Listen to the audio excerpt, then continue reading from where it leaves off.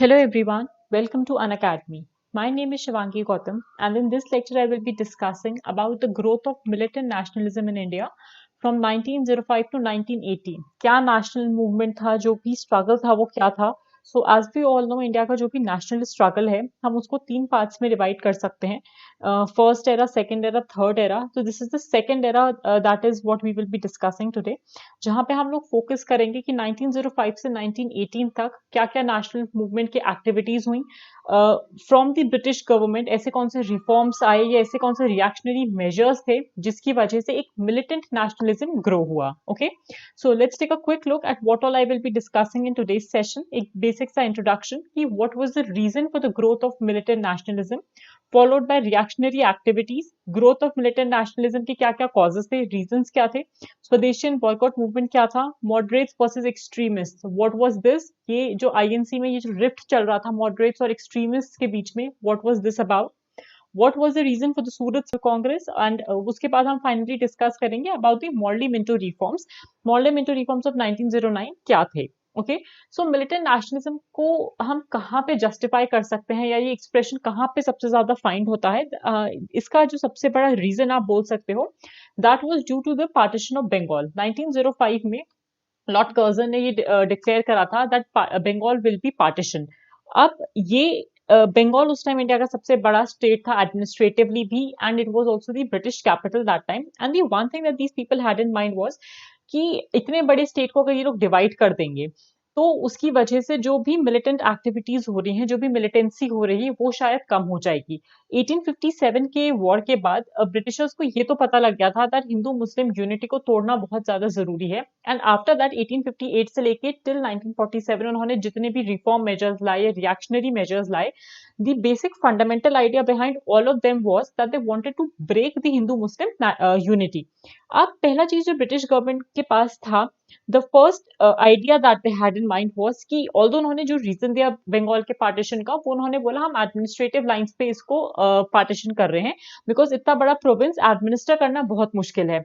लेकिन जिस तरीके से पार्टीशन किया गया था बंगाल का, that was more on the lines of religion and language. ठीक है, as a result of this जो रिफ्ट आया, दैट वाज समथिंग, वहां से जो डिवाइड एंड रूल की पॉलिसी स्टार्ट होती गई, it just went deeper into the Indian subcontinent. Second thing क्या थी मिलिटेंट नेशनलिज्म को इतना ज्यादा आगे बढ़ने की, कि ब्रिटिश गवर्नमेंट जो थी उन्होंने नेशनलिस्ट कोई भी डिमांड एक्सेप्ट नहीं करी थी. तो मॉडरेट्स ने अभी तक जितनी भी डिमांड रखी थी in terms of reforms, in terms of reformistic measures, कि आप ये चेंजेस लाइए, आप ये प्रोविजंस को इंक्लूड कीजिए, none of them were accepted by the British government. और इसकी वजह से जो पॉलिटिकली कॉन्शियस लोग थे, they were disillusion with the government. उनको ये लग रहा था that if the INC is propagating or if the INC is demanding or putting forward a demand, अगर INC कोई भी provision को put forward कर रही है wherein they are seeking welfare of the masses, or British government is accepting none of the demands, so what these people thought that the British government are not willing to accept changes, or the British government do not want to give the Indians that kind of a change or that kind of a reform. Third thing जो थी, जो nationalist agitators थे, उनको ये लगता था जो poverty है इंडियंस की, उसका सबसे बड़ा कॉज था ब्रिटिश. एंड इसका जो सबसे बड़ा कॉज हम देख सकते हैं, पिछले कुछ लेसन्स में हमने देखा भी है, जहां पे जो ड्रेन ऑफ वेल्थ थ्योरी थी उसको कितना ज्यादा जस्टिफाई किया था मॉडरेट्स ने, जैसे दादा भाई नावरोजी ने, और उन्होंने इस चीज पे फोकस भी करा था that the entire British empire, उसका सिर्फ एक ही फंडा है जिस चीज पे वो इंडिया में बेस है, that is to amass wealth from here, to drain India of its wealth and to fulfil their own treasuries, to fulfil their own pockets. ठीक है, उसके बाद अब रेवोल्यूशनरी एक्टिविटीज का अपसर्ज होने लगा था पोस्ट 1857. 1857 के बाद एक चीज जो पॉजिटिव आप बोल सकते हो इंडियन फ्रीडम स्ट्रगल के टर्म्स में जो देखने को मिली थी, वो ये थी दैट अक्रॉस द कंट्री कुछ ना कुछ पॉकेट्स या कुछ ना कुछ सेंटर्स बन गए थे रेवोल्यूशनरी एक्टिविटीज के, जैसे वेस्ट बंगाल में, महाराष्ट्र में.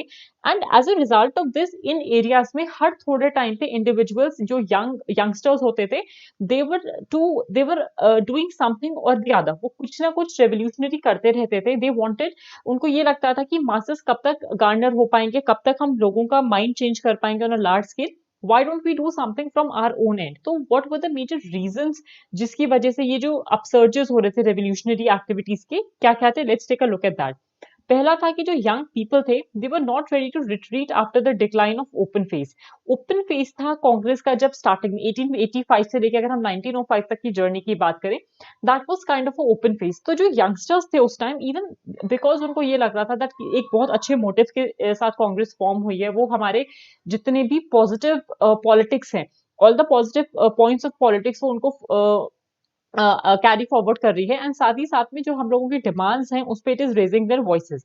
Now what was the whole issue, that जो लीडरशिप थी इंडियन नेशनल कांग्रेस की फ्रॉम 1885 टू 1905, उसने कंप्लीटली फेल हो गई थी। It had failed in one very prominent issue, that was to tap the revolutionary energies of the youth। उनको ये लगता था that ये जो revolutionaries हैं ये कुछ कुछ pockets में present है इंडिया की, and ये लोग कुछ mass change नहीं ला सकते। What they are doing is they are just damaging a few components of the British rule or a few components of the colonial rule, ये सब उसको harm कर रहे हैं।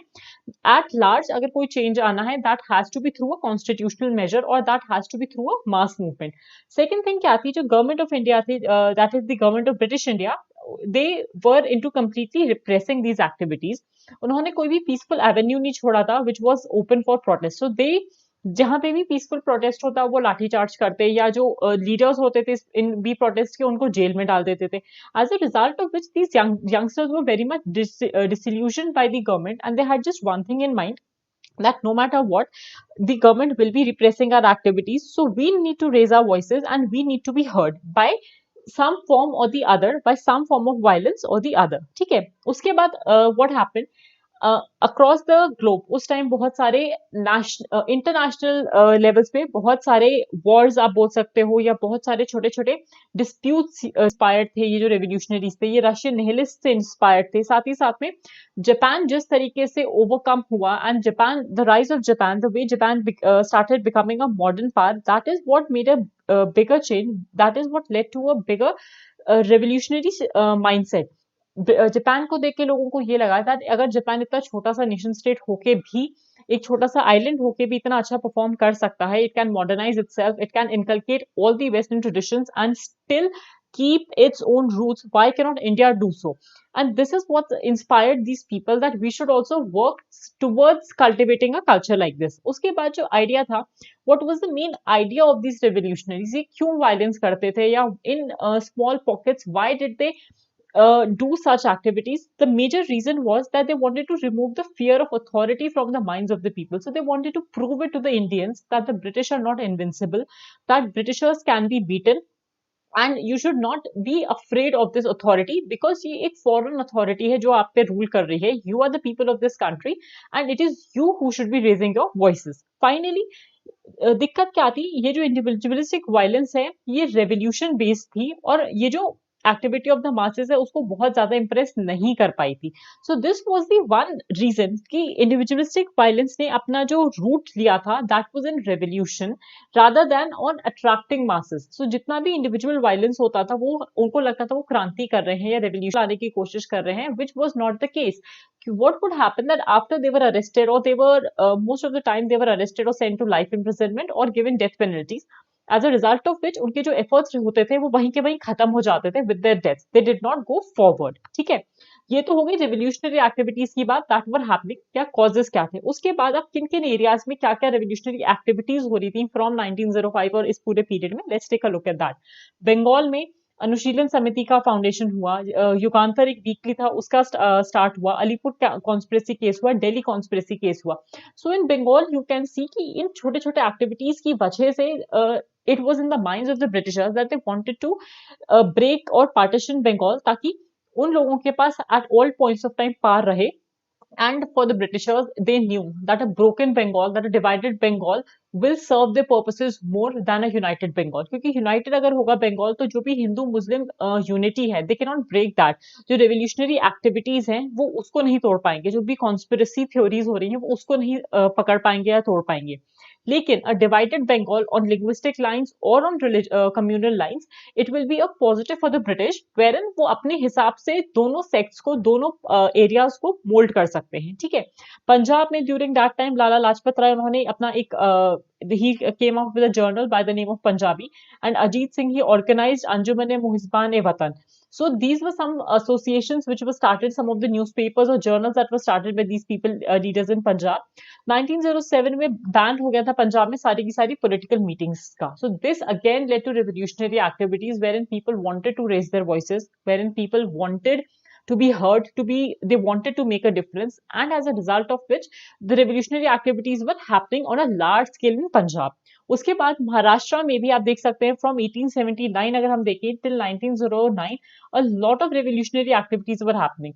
For instance 1879 में रामोसी पेजेंट फोर्स आया, the Ramosi tribal movement जिसको बोलते हैं. This particular topic I have covered extremely well in the tribal attacks है जो भी tribal revolutions हुए हैं before 1857. Take a look on that particular lecture. ठीक है. उसके बाद 1890s में प्रोपोगेशन हुआ मिलिटेंसी का थ्रू तिलक्स जनरल्स जैसे केसरी और महारत्ता.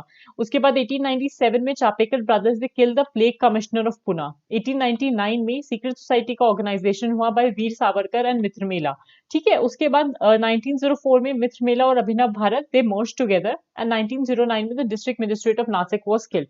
सो such revolutionary activities were playing a important role in the minds of the people. क्यों? एटलीस्ट ये लोगों की नजर में आ रही थी और लोगों को ये दिख रहा था that the invincible British Empire can be pierced, can be broken, can be hurt. और अगर ये लोग अथॉरिटी को क्वेश्चन कर रहे हैं, अथॉरिटी को चैलेंज कर रहे हैं and they are damaging the authority, this meant that the British are getting a little weaker the minds of people that they are being subdued. वो कहीं ना कहीं जा रहा था. ठीक है. During this time what was happening in politics में अब मिलिटेंट नेशनलिज्म ग्रो हो रहा था. मिलिटेंट नेशनलिज्म क्या था, क्यों ग्रो हो रहा था? सो कांग्रेस में, इंडियन नेशनल कांग्रेस में स्टार्टिंग के 20 इयर्स 1885 से 1905 तक जो एक्सट्रीम पार्ट में रहे या जिनका मेजरली रूल रहा वो थे मॉडरेट्स. मॉडरेट्स वो लोग थे जो बिलीव करते थे कि हम कॉन्स्टिट्यूशन की मर्यादा में रह के ही हम लोग प्रोटेस्ट करेंगे या हम लोग law abiding citizens and we will be protesting that way against the Britishers. लेकिन जो एक्सट्रीमिस्ट थे उनको लगता था that the Britishers do not understand the language of the law, you can not confine within the laws and then put in your demands, put forward your demands before the Britishers. As a result of which extremists सोचते थे कि एक mass struggle होना चाहिए, you need violence also of some kind, you need mass agitations. So what were the reasons for the growth of militant nationalism? पहला ये that recognition of true nature of British rule. So people had started recognizing the true nature of British rule. लोगों को ये दिखने लगा था that the Britishers are here to economically drain India. Second thing, उनका सिर्फ revenue maximization का purpose है, उनका कोई और purpose नहीं है. Third thing was जो भी Britishers थे at all point of time they just wanted to have a monopoly of trade in India and as a result of it जो भी artisans थे, handicraftsmen थे, अगर वो लोग degrade हो रहे हैं, deplete हो रहे हैं, that was okay with the Britishers. Fourth thing, social welfare के नाम पे Britishers कुछ भी help नहीं कर रहे थे Indians की. So they were not working towards any sanitation or clean water measures and they were even if they were amassing a lot of wealth, they were not supporting India कि Indians की basic amenities भी meet हो पाएं.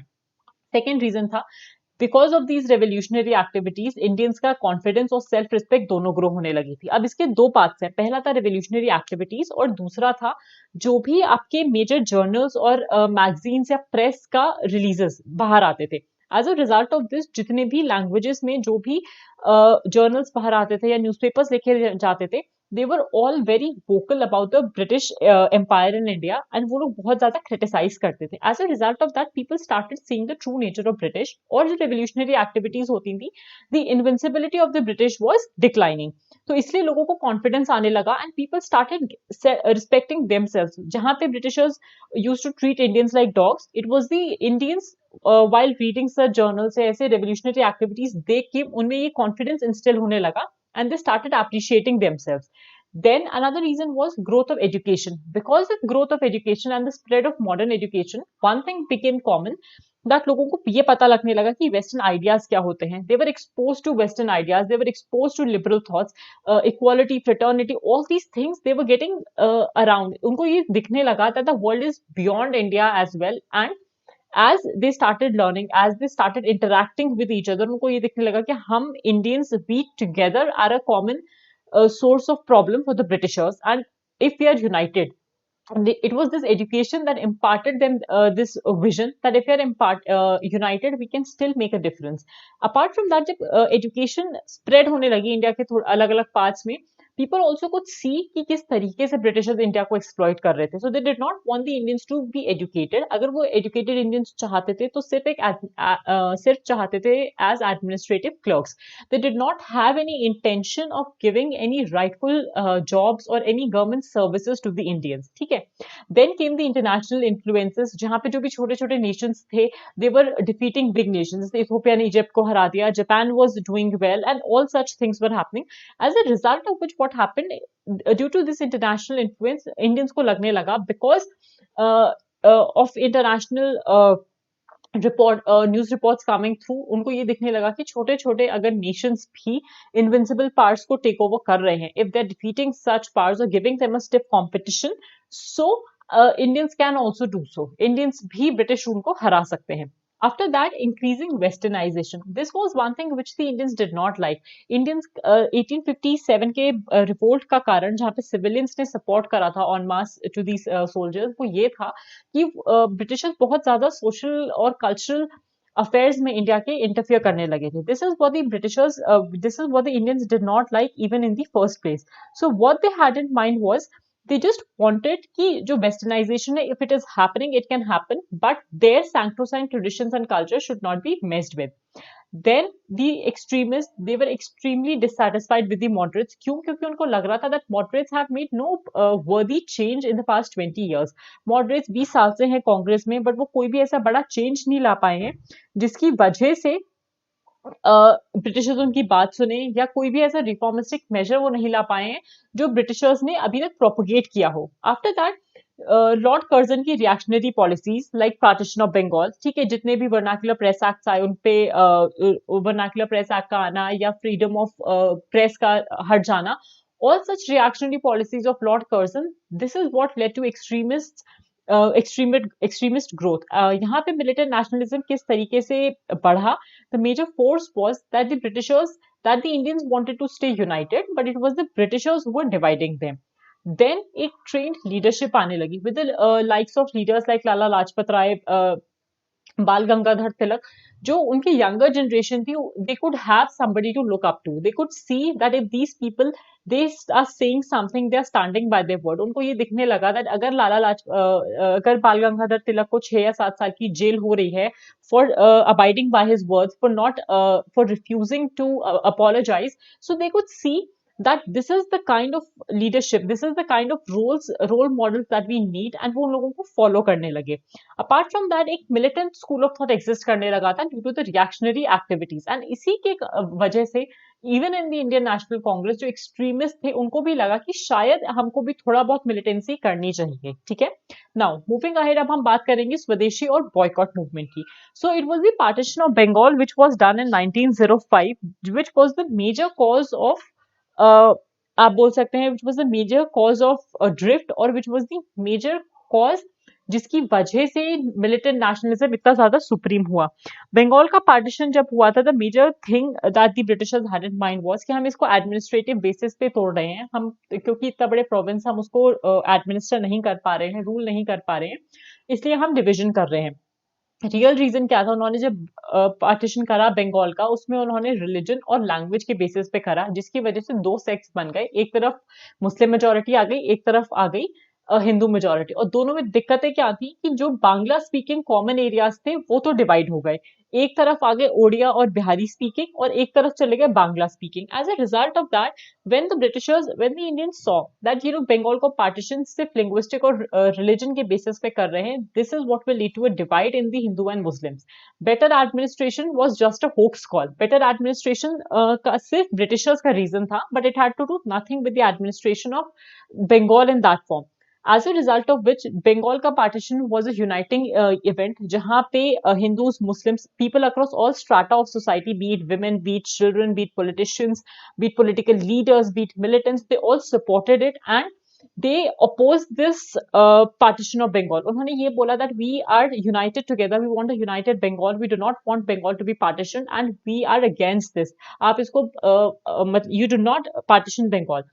Across the country, across Bengal बहुत सारे demonstrations होने लगे थे बंगाल के. मास पार्टिसिपेशन एक प्रोमिनेंट फैक्टर बन गया था. Women had stepped out, students had stepped out of the colleges and schools, and they were continuously participating over here and being a vocal voice कि we do not want this partition to take place. Now INC में क्या चल रहा था, again moderate और extremist में जो सबसे बड़ा रिफ्ट था वो क्या था, एक्सट्रीमिस्ट को लग रहा था कि अभी क्योंकि यूनाइटेड हैं सब लोग, बिकॉज एक इतना ज्यादा रेवोल्यूशनरी फेज है, people are so united and so together in this, they wanted to take the issue of Bengal, इसके जितने भी डिमॉन्स्ट्रेशंस थे, they wanted it on a national level, they wanted, आप अगर स्वदेशी मूवमेंट या बॉयकॉट मूवमेंट जो भी लॉन्च कर रहे हैं वो आप एक लार्ज स्केल पे ले जाइए, जहां पे आप लोग पूरा पैन इंडिया इस मूवमेंट को बनाइए। लेकिन जो मॉडरेट्स थे, they just wanted to keep it till Bengal, they did not want to expand this entire movement. ठीक है, स्वदेशी एंड बॉयकॉट मूवमेंट्स में what was decided, it was decided कि इंडियन गुड्स का यूज किया जाएगा, यानी जो स्वदेशी है, एवरीथिंग दैट वाज इंडियन उसका सपोर्ट करेंगे। Boycott movement which was aftermath बोल सकते हो आप, या which was due to the partition of Bengal. After that what happened, अब ये जो मॉडरेट और एक्सट्रीमिस्ट का रिफ्ट था, ये किन किन एरियाज की वजह से था, पहले ये देख लेते हैं। We need to know the kind of thinking, the kind of social strata each of the classes belong to. तो जो मॉडरेट्स थे वो मोस्टली अपर मिडिल क्लास थे, they were people who were, आप बोल सकते हो, in some sort of, they had seen the riches and they included zamindars. ये लोग लिबरल थॉट से इंस्पायर्ड थे and they believed in England's providential mission in India. उनको मास पार्टिसिपेशन में इतना ज्यादा बिलीफ नहीं था, उनको ये लगता था दैट अगर आपको ब्रिटिशर से अपनी बात मनवानी है तो आपको कॉन्स्टिट्यूशनल वे में जाना चाहिए, you should abide by the law, and आपको कॉन्स्टिट्यूशनल रिफॉर्म्स की डिमांड करनी चाहिए। And these were the people, the moderates were the people who profess loyalty to the British crown. ठीक है, ऑन द अदर हैंड जो extremist थे educated middle class Indians या lower middle class Indians who had just garnered education और who had just tasted और who had just witnessed who had just witnessed liberalization, या आप बोल सकते हो western liberal thoughts in some form or the other. Now what were these people inspired by? These were the people who were inspired by Indian history and cultural heritage. ये वो लोग थे जो कि हिस्ट्री और हेरिटेज से India के inspired थे। They were the people who believed in going back to the past and they rejected the providential mission theory. ठीक है, इन्होंने कंप्लीटली रिजेक्ट कर दी थी। दे एब्सोल्युटली बिलीव्ड दैट जो ब्रिटिश क्राउन है वो अनवर्दी है इंडियन रॉयल्टी के, एंड उनका डिमांड था स्वराज। They wanted Swaraj. बाल गंगाधर तिलक ने बोला भी था that Swaraj is my birth right and I shall have it. So these were the people who had demanded Swaraj and they wanted it at any cost. वो लोग कॉन्स्टिट्यूशनल रिफॉर्म्स में बिलीव नहीं करते थे एंड दे थॉट कि हमको कुछ ना कुछ एक्स्ट्रा कॉन्स्टिट्यूशनल मेजर्स यूज करने चाहिए, and that is only when the Britishers can hear us. ठीक है, इसके बाद what happened, because of the Bengal partition, because of the major thought process है, because of the major functioning process between the moderates and extremists, एक rift आ गया था कांग्रेस में। कांग्रेस के दो सेक्शंस हो गए थे जहां पे ये जो लोग थे इनको कंटिन्यूअसली ये लग रहा था that whatever is happening that Indians together, उनको ये लग रहा था that if we are together then हम लोगों के शायद डिमांड्स पूरे नहीं होंगे। And what they needed to focus on was किस तरीके से स्प्लिट आया। 1905 में मॉडरेट एक्सट्रीमिस्ट डिफरेंसेस सबसे पहले सामने आए एट द बनारस सेशन, जहां पे एक्सट्रीमिस्ट ने ये बोला हमको बॉयकॉट और स्वदेशी मूवमेंट को एक्सटेंड करना चाहिए across all parts of India. लेकिन जो मॉडरेट्स थे उन्होंने बोला नहीं, हम कॉन्स्टिट्यूशनल मेथड्स को यूज करेंगे, हम बंगाल का जो पार्टीशन है उसको बंगाल तक ही रखेंगे, हम आउटसाइड बंगाल नहीं जाएंगे, एंड हम कॉन्स्टिट्यूशनल रिफॉर्म्स भी लाएंगे। We do not want mass participation, if it is happening well and good, but हम लोग लॉ को फॉलो करेंगे। ठीक है, 1906 में व्हाट हैपेंड, जो मॉडरेट एंथुसियाज्म था वो ठंडा पड़ने लगा। रीजन क्या था इसका, एक्सट्रीमिस्ट पॉपुलैरिटी बहुत ज्यादा हो गई थी, people were connecting with the extremist. लोगों को लग रहा था that yes these are the people जो बिलीव करते हैं मास पार्टिसिपेशन में, ये लोग वो हैं जो बिलीव करते हैं that united together we our voices are heard, अगर हम एक साथ बोलेंगे तो शायद हमारी बात सुन ली जाए। उनको ये लगता था कि सिर्फ पढ़ लिख कर आप जो भी अपने रिफॉर्म्स बताएंगे या रिफॉर्म्स लाने की कोशिश करेंगे उसका कुछ इफेक्ट नहीं होगा, क्योंकि they had not seen any prevalent thing happening, उनको कुछ भी रेलेवेंट लगा नहीं था होता हुआ पिछले 20 सालों में। उसके बाद 1907 में व्हाट हैपेंड, मॉडरेट्स में अब जो एक्सट्रीमिस्ट थे they wanted Bal Gangadhar Tilak to be the president of the Indian National Congress, लेकिन moderates did not want Bal Gangadhar Tilak to be the INC president. The reason was that Bal Gangadhar Tilak was an extremist. He was an extremist leader who believed in Swaraj and who did not believe in the constitutional reforms. He was a person who believed in extra constitutional measures. Now there was this one, आप बोल सकते हो एक reform, एक policy थी या एक propaganda था कांग्रेस में. There was this particular point of contention जहां पे जो भी सेशन जिस डिस्ट्रिक्ट में हो रहा है वहां से जो भी लीडर्स हैं आप उनको नहीं चूज कर सकते, उस स्टेट से प्रेसिडेंट नहीं होगा। सो जो कांग्रेस थी, व्हाट दे डिड, मॉडरेट्स ने चूज करा सूरत को for the INC session, and जो मॉडरेट्स थे वो चाहते थे नागपुर में। अगर नागपुर में सेशन होता तो Bal Gangadhar Tilak would have been chosen, लेकिन because they chose Surat, Bal Gangadhar Tilak was not chosen as the president of the INC, and उनकी जगह राज बिहारी घोष को प्रेसिडेंट चूज कर लिया गया। अब मॉडरेट्स ने क्या करा, मॉडरेट्स ने ये बोला, उन्होंने सिर्फ दो वॉइसेस बोली, दो चीजें बोली, दैट हम लोग रिएक्शनरी पॉलिसीज जो आई हैं लॉर्ड कर्जन की, इसके अगेंस्ट है, and we do not support the partition of India, that was it. उसके अलावा militant nationalism होना चाहिए, protest होने चाहिए, they did not support any of that. And one thing what they committed themselves was, they committed themselves to the goal of self-government in India, which is something which the extremists were not wanting at this point of time. And this is the major reason for the Surat split. जो 1907 में सूरत split हुआ moderates और extremists का, उसका reason यही था। उसके बाद 1909 में came the Morley and Minto reforms, जहां पे कुछ important points came to forth. What were those points? पहला था इलेक्टिव प्रिंसिपल को रिकॉग्नाइज किया गया for non official membership of the councils, ठीक है।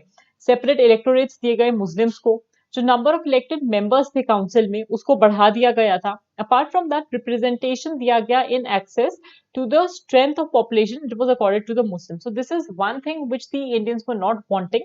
लेकिन क्योंकि बंगाल का पार्टीशन हो गया था एंड ब्रिटिशर्स को लग रहा था that this has been a good measure, they wanted to keep the Muslims towards their side.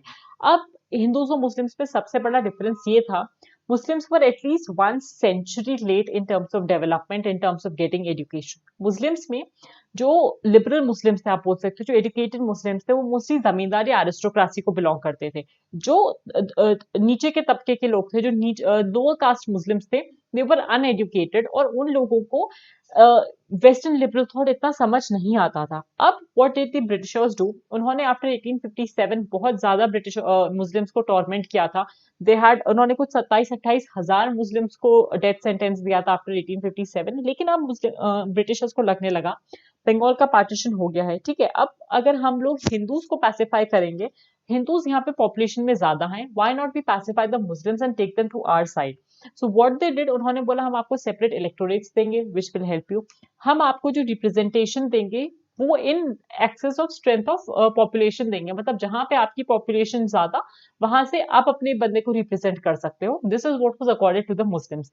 Also this said that if you are educated, we will be supporting you in the government, we will be supporting you in government services, and this is what led to a rift, rather this is what started leading to the divide and rule of the Muslims. यहाँ पे अब उनको divide and rule of India, यहाँ पे Muslims को लगने लगा that yes there is a government that is thinking for us, ये शायद हमारे betterment के लिए कुछ करना चाहते हैं। Okay, another important thing that happened as a part of the Morley Minto reforms ये था that Satyendra Nath Sinha, he was appointed as the Viceroy's Executive Council.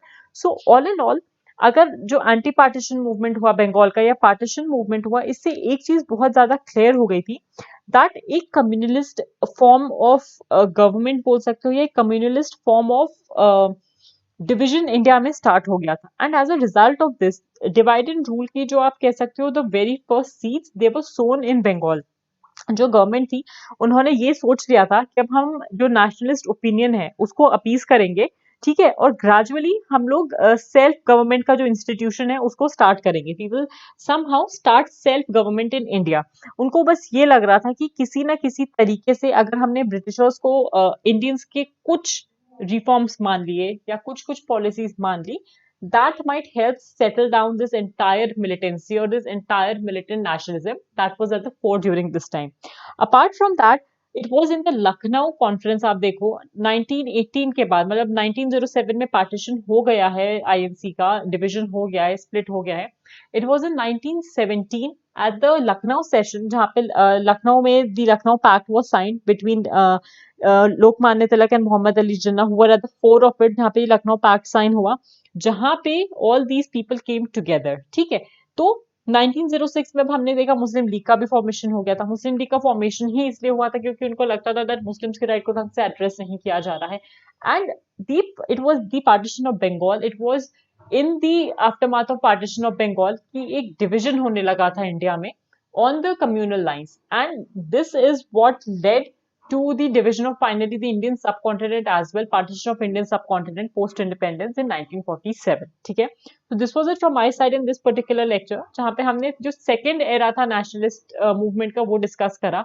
अब फाइनली जो कल का लेक्चर होगा वहां पे हम लास्ट फेज या थर्ड फेज डिस्कस करेंगे इंडियन नेशनल मूवमेंट का, द गांधीयन एरा, और गांधी जी के आने से किस तरीके से एक नेशनलिस्ट फॉरवर्ड आया, क्या क्या चेंजेस आए, किस तरीके से जो यूथ था, जो लोग थे, उनकी एनर्जी चैनलाइज होने लगी इन डिफरेंट डायरेक्शंस. ठीक है, so for the Unacademy plus course if you want to subscribe you can follow me at this particular mail over here on Unacademy. और अगर आप अनलिमिटेड प्लस सब्सक्रिप्शन लेते हैं Unacademy का, आपको 10% डिस्काउंट मिल सकता है using the code SHIVIIS and CSY10. ठीक है, अपार्ट फ्रॉम दैट मैं आपको फटाफट से बेनिफिट्स बता देती हूँ अनअकैडमी प्लस सब्सक्रिप्शन के क्या क्या बेनिफिट्स हैं. पहला, आप अपने घर के कंफर्ट से सीख सकते हैं. You do not have to step out anywhere. Unlimited access मिलेगा आपको सारे कोर्सेज का. ठीक है, अपार्ट फ्रॉम दैट इंडिया के जो भी टॉप एजुकेटर्स हैं वो आपको एक ही प्लेटफॉर्म पे मिलेंगे. So you do not need to go anywhere in search of teachers. Apart from along with that we are also providing optional courses. तो आपका optional और GS पूरा का पूरा comprehensively तैयार यहीं पे हो जाएगा. एग्जॉस्टिव कवरेज मिलेगा आपको सारे सिलेबस का. रेगुलर डाउट क्लियरिंग सेशंस होंगे. ठीक है, लाइव टेस्ट सीरीज होंगी ताकि आपको पता रहे रियल टाइम में हाउ वी आर परफॉर्मिंग, आपकी AIR कितनी आ रही है and how much work you need to do on your subjects and efficiency. Study material आपको प्रोवाइड होगा PDF फॉर्मेट में जो आप डाउनलोड कर सकते हो अपने फोन्स पे, अपने लैपटॉप्स और पढ़ सकते हो. आंसर राइटिंग सेशंस प्रोवाइड होंगे and finally mentorship and guidance provide होगी जहां पे हम आपको टिप्स, ट्रिक्स और स्ट्रैटेजीज बताएंगे टू ऑप्टिमाइज योर स्कोर. इस सेशन का जो PDF है आपको कमेंट सेक्शन में मिल जाएगा. It is pinned there. ठीक है, कोई भी क्वेरी, कोई भी डाउट है आपका, you can ping me in the comment section. Apart from that we will be having a daily mains answer writing question at 7 PM. जो लिंक था आई हैड शेयर्ड ऑलरेडी. जो क्वेश्चन था that was shared in the morning 9 AM. We will be discussing the answer. It was a ethics question, GS4 के paper का था. क्या answer होना चाहिए, क्या क्या पॉइंट्स इंक्लूड होने चाहिए, take a look at that. 6 PM there will be a session by Komal जहां पे she will be covering about geography NCERT. So this was it from my side in this particular session. Thank you so much. Let's have